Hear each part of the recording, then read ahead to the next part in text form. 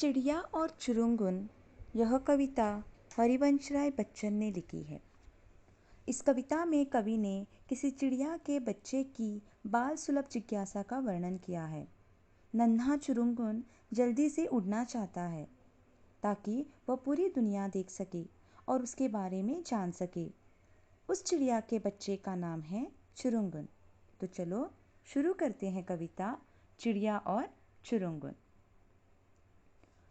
छोड़ घोंसला बाहर आया, देखी डालें देखे पात, और सुनी जो पत्ते हिलमिल करते हैं आपस में बात। माँ क्या मुझको उड़ना आया, नहीं चुरुंगुन तू भरमाया। कवि ने चिड़िया के बच्चे के बचपन के बारे में बताया है, जिसका नाम चुरुंगुन है। चुरुंगुन हर चीज़ों को जानना चाहता है और बार बार अपनी माँ से उड़ने के बारे में पूछता रहता है। वह चाहता है कि वह जल्दी से उड़ना सीख जाए ताकि वह पूरी दुनिया देख सके और उसके बारे में जान सके। इस पंक्ति में यह बताया गया है कि चुरुंगुन घोंसले से बाहर आया है और वह डाली और पत्ते को देखता है। साथ ही पत्ते के हिलने से जो आवाज़ निकलती है उसे भी सुनता है और उसे लगता है कि वे एक दूसरे से बातें कर रहे हैं। इन सब को देखकर उसे लगता है कि उसे उड़ना आ गया है और वह अपनी माँ से पूछता है कि माँ क्या मुझे उड़ना आ गया है। तो उसकी माँ उसे कहती है कि नहीं, तुम्हें अभी उड़ना नहीं आया है, ये तो तुम्हारा भ्रम है। डाली से डाली पर पहुँचा, देखे कलियाँ देखे फूल, ऊपर उठकर फुनगी जानी, नीचे झुककर जाना मूल। माँ क्या मुझको उड़ना आया, नहीं चुरुंगुन तू भरमाया। अब चुरुंगुन बड़ा हो गया है।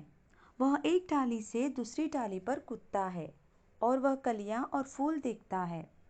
चुरुंगुन थोड़ा ऊपर जाता है तो वह फुनगी यानी कोमल पत्तियों को देखता है और उसे जानता है।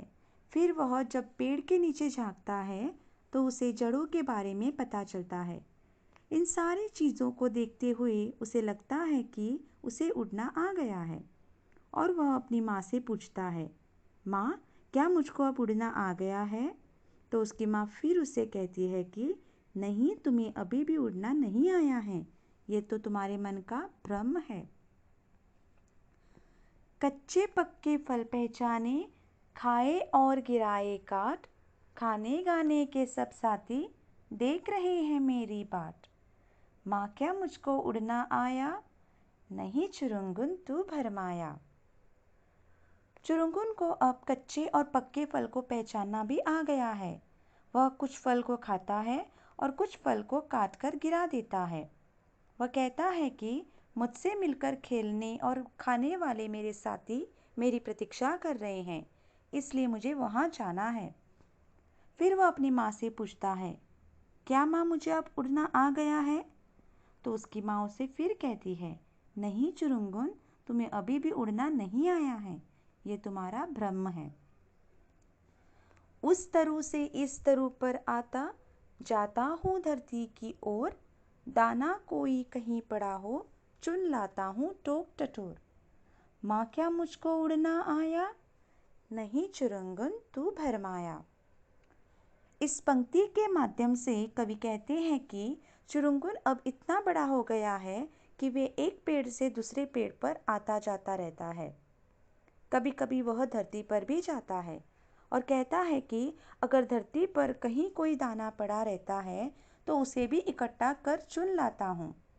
चुरुंगुन को लगता है कि जब मैं एक पेड़ से दूसरे पेड़ पर आ जा रहा हूँ और धरती से भी दाना टटोर कर ला पा रहा हूँ तो मुझे उड़ना आ गया है।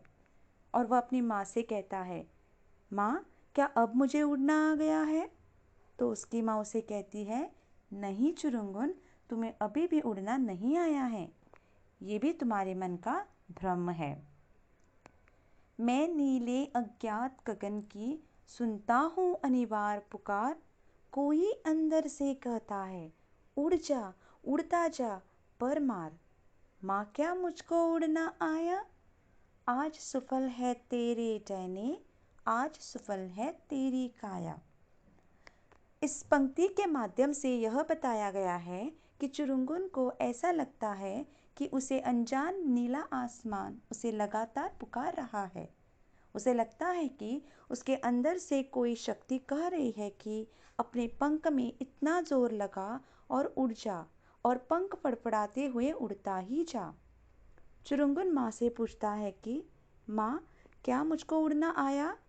तो उनके इन बातों को सुनकर माँ कहती है कि आज मैं कह सकती हूँ कि आज तुम्हारे डैने इतने मजबूत हो गए हैं और तुम्हारे शरीर में इतनी ताकत आ गई है कि तुम अब उड़ सकते हो और उड़ने का पूरा पूरा आनंद उठा सकते हो।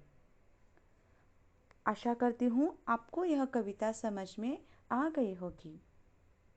धन्यवाद।